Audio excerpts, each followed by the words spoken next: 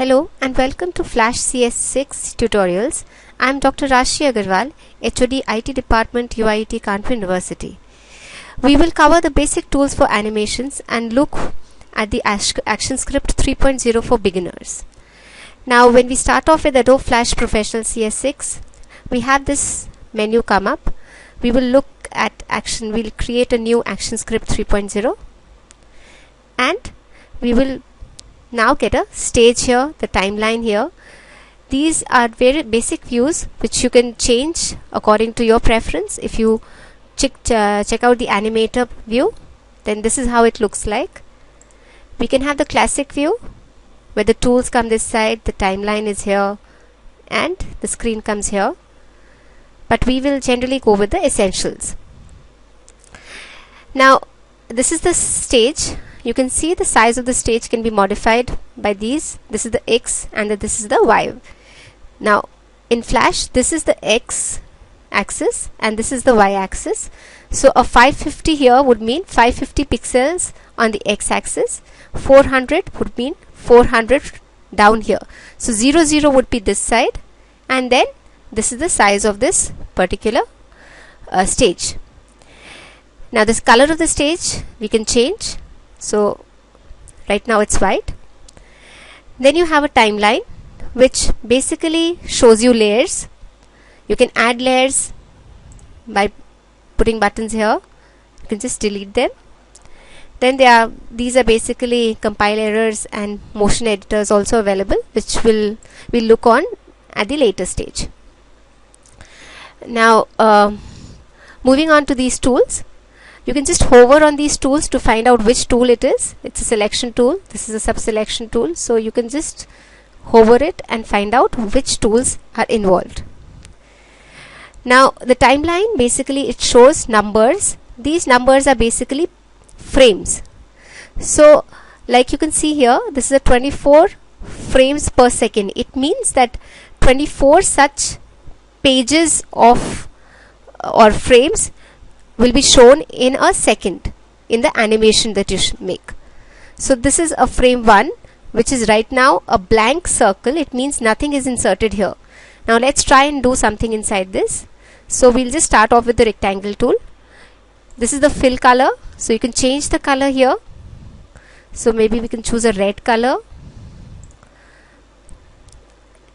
and then you have this outline color. Outline, we can choose black. This is the size of the stroke, which is the size of the outline. So we can just say maybe 4.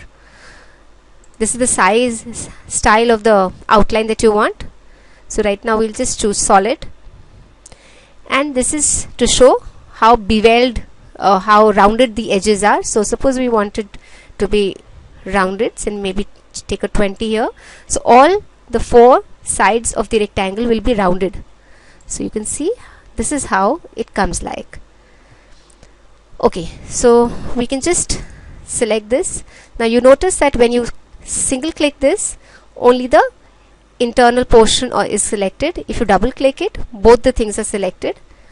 Deselect it. You can just select the parts of it, parts of the outline.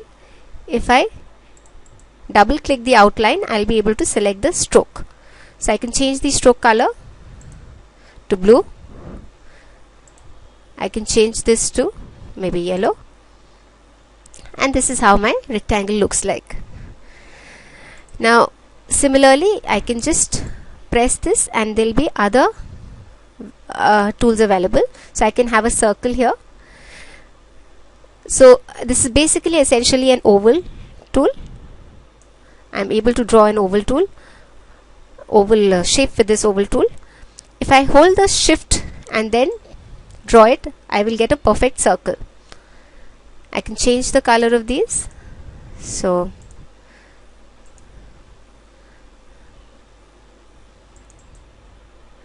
and the stroke color can be black.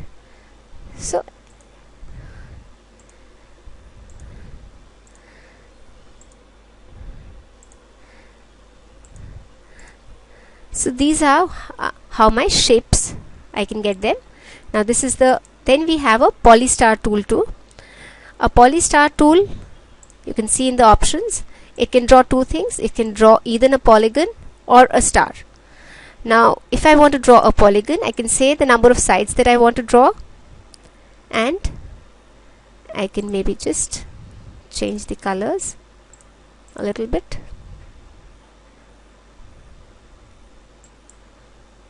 And I'm able to draw a 5-sided pentagon. I can also draw a star in this, the number of sides, and I'll be able to draw a star. So